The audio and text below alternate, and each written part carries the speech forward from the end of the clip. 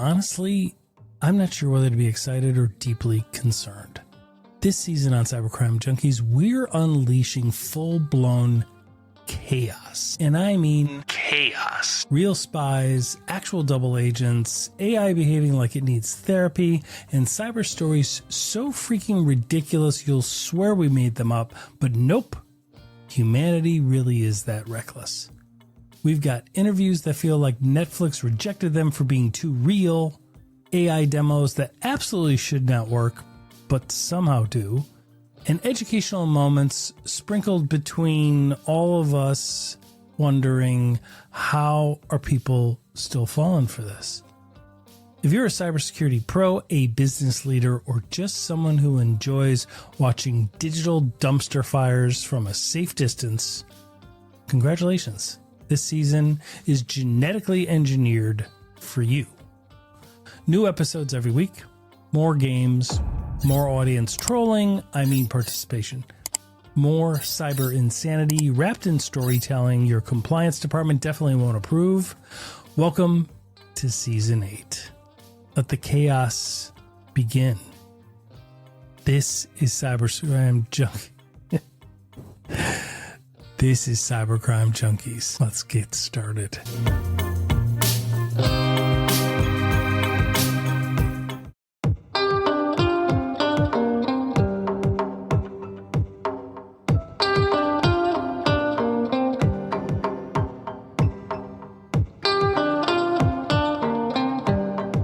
You ever wake up, check the news, and wonder, did cybercriminals just get better at their jobs than we are at ours? Yeah, welcome to 2025, where hackers don't even hack anymore.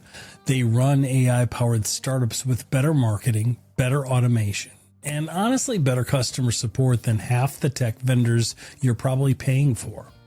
They've got deepfake CEOs ordering wire transfers, AI bots scanning your network like it's DoorDash, and ransomware that now basically installs and runs itself. Meanwhile, most businesses are still arguing about turning on MFA because it's annoying. So buckle up, because today we're diving into the AI crime wave that's hitting faster, cheaper, and smarter than ever before. Spoiler alert, it's not science fiction. It's happening, and you're absolutely not ready. This is Cybercrime Junkies, and now the show. Welcome back, everybody. This is Cybercrime Junkies, where cybercrime gets explained without the corporate jargon, fear-mongering, or the 37-page PDFs that nobody actually reads. Today we're talking about AI-powered cybercrime. It's a phrase that sounds like a marketing stunt, but it is unfortunately very real. Cybercriminals basically got a software update, and now they're running their operations with more automation, more scale, and let's just say it, better customer service than half the vendors in your tech stack. Hackers aren't hacking anymore. They're running like startups, good ones, with onboarding, user journeys, and a knowledge base. Some even have logos that look better than Fortune 500 branding. And if you think I'm exaggerating, I wish I was. Let's get into the new crime digital ecosystem. It's ugly, it's automated, and it's growing like a VC-backed monster with no HR. So here's the thing that business leaders still don't get. Cybercrime isn't a hobby. It's a massive economy. It's the third largest on the planet. There's the United States, there's China, and then there's cybercrime. It's more than Europe all combined. And now AI is pouring rocket fuel on an already raging dumpster fire. What used to take teams of hackers now takes one bored hacker with a GPU and a TikTok attention span. AI writes everything. It's automating all of it. Do they need phishing emails? AI writes them in perfect English, like perfectly regionalized, like somebody grew up right by the target company. It also writes it in Spanish and French. Do you need a deep fake of a CFO begging accounting to push that wire transfer? AI creates it before your coffee finishes brewing. Do you need ransomware that's polymorphic? Hey man, that's a fancy word for polymorphic. What does it mean? Well, it means this. Have you ever seen the movie Deadpool? Ryan Reynolds, who would get stabbed or shot and instantly healed? Well, polymorphic ransomware writes code on the fly. And that means if you're a cyber criminal, do you want the type of ransomware that mutates itself like a Marvel villain every time security tools scan it? Well, then AI's got your back. We used to joke that hackers had better work-life balance than IT teams. Now it's not even a joke. They've automated the work and the crime. Meanwhile, businesses still can't keep people from clicking on phishing emails or turning on multi-factor authentication because it's annoying.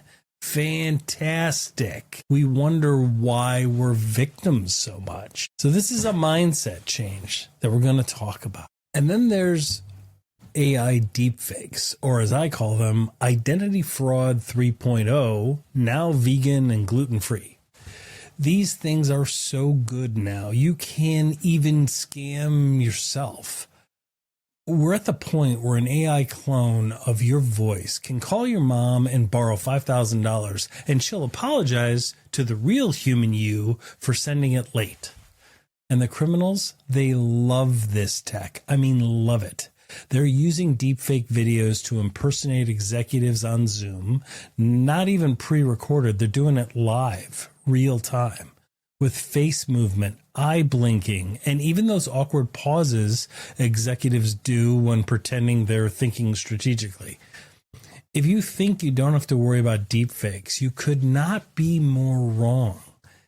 Think about your voice. Some people will say, well, I don't have a YouTube channel, or I don't have a lot of stuff online, or not that active on LinkedIn, so they're not going to have a copy of my voice.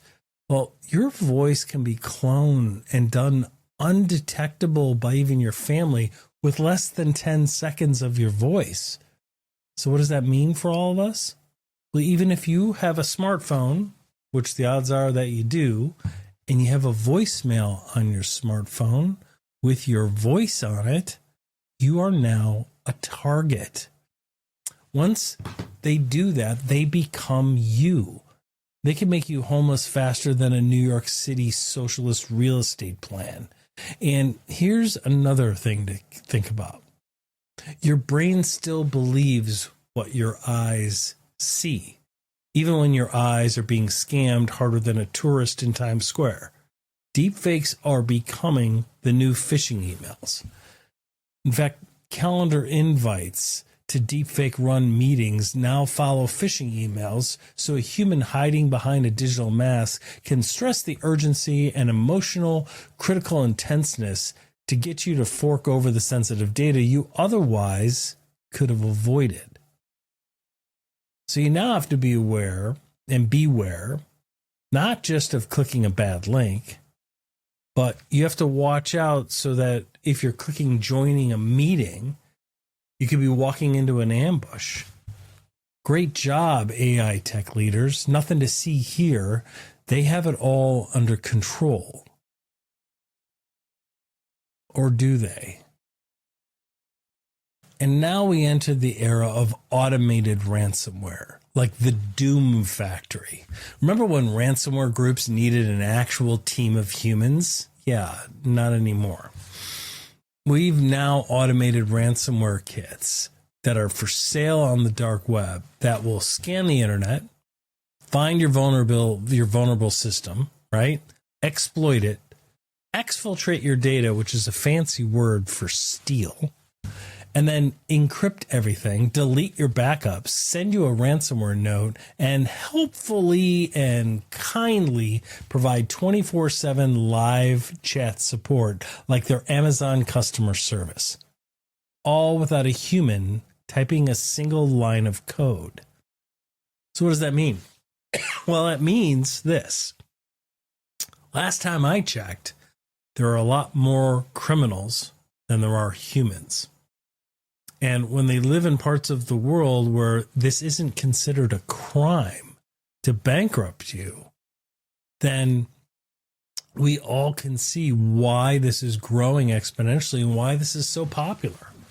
These AI-driven ransomware systems hit hundreds of targets at once, like Oprah handing out laptops. You get encrypted, you get encrypted, everyone gets encrypted. It's mass-scale extortion, run just like any other SaaS business. Criminals don't even need that much talent anymore. They just need a credit card and an internet connection. Meanwhile, we've got companies, small, mid-sized businesses here in the United States, still bragging about having firewalls from 2014. Yeah, cool story. Let me know how that goes. And today there's infrastructure attacks that have evolved. Think of them like infrastructure or network attacks 2.0. Here's the fun part. And by fun, I mean horrifying. AI isn't just being used to phish you or ransom you. It's targeting infrastructure now. Hospitals, power grids, manufacturing controls, water systems, even traffic lights. AI can run reconnaissance faster than any human analyst. It can map your network, find your weak points, predict your response, and help criminals hit where it hurts the most. Think of it like Amazon Prime for cyber attacks. Fast, automated, personalized, and somehow cheaper. We used to worry about a nation-state cyber attack shutting down critical systems. Now, a group of teenagers outside Moscow with ChatGPT 8 and a Red Bull sponsorship can do it from their basement. We're not in the hacker versus business mode anymore. We're in the AI-enabled criminals versus the entire planet mode. And the planet is not winning. So let's talk about the business problem that nobody really wants to talk about. Let's talk business reality. AI cybercrime works for one simple reason. Humans are predictable and businesses move slow. Security teams are underfunded and leadership teams are underinformed. And criminals are under zero pressure. It's like the Wild West. Companies still think cybersecurity is a cost. Criminals think of it as revenue. Guess who wins that fight? We're entering a world where cybercrime is more scalable, more efficient, and more innovative than half the legitimate businesses out there here in the United States. If cybercrime was a country, they're the third largest economy on earth, and we're still arguing about whether employees should take mandatory security awareness training. Meanwhile, there's blurred lines between everybody's personal lives and their professional lives, and the employees think that what they do at home or what they do on their private time won't affect work. And they think cybersecurity is only something they have to pay attention to once or twice a year at work. Nothing could be farther from the truth. I love this industry, but sometimes it feels like we're yelling into a void filled with misconfigured servers. So what are we supposed to do this coming year in 2026? I mean, the good news is this. You don't have to build Fort Knox. You just need to stop being the easiest target. Think of it this way. If we're all at a beach and we're swimming and somebody sees fins, okay? Somebody screams. Well, is it a shark or is it a dolphin? I don't know. I'm not sticking around to find out. We're all heading to shore. Now, will the shark be able to get any one of us? Yeah. A mako shark swims 45 miles an hour. Even a great white, like from the movie Jaws, those things swim 25 miles an hour. Do you know how fast the fastest human has ever been recorded swimming? 8 miles an hour. They're going to catch us. But the good news is, like in cybersecurity, we don't have to build Fort Knox. We don't have to be the fastest swimmer, right? We just have to beat that guy. We literally just have to swim faster. We just have to do a little bit so that cyber criminals move on past us and still move to the people that don't have multi-factor authentication, don't train their users. Everybody's still using passwords from, 1998, right? Just turn on multi-factor authentication, patch your stuff, get governance from like a board certified expert, a virtual CISO, get eyes on glass 24/7 on your network traffic, because the bad guys, they're inside your network and most of you won't know it until it's too late. Stop giving admin access to Carl from accounting. And most importantly, treat cybercrime like the business problem that it is. AI is not going to slow down. Criminals aren't going to take a break, and the attack surface isn't getting smaller. But you can stay ahead. If you stop pretending this is a tech problem and start treating it like it is survival. This has been Cybercrime Junkies. If this episode ruined your day, good. That means it worked.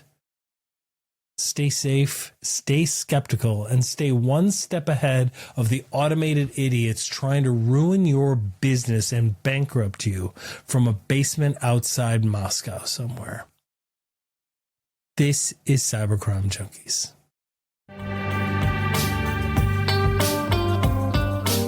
Catch us on YouTube, follow us on LinkedIn, and dive deeper at cybercrimejunkies.com. Don't just watch, be the type of person that fights back. This is Cybercrime Junkies, and now the show.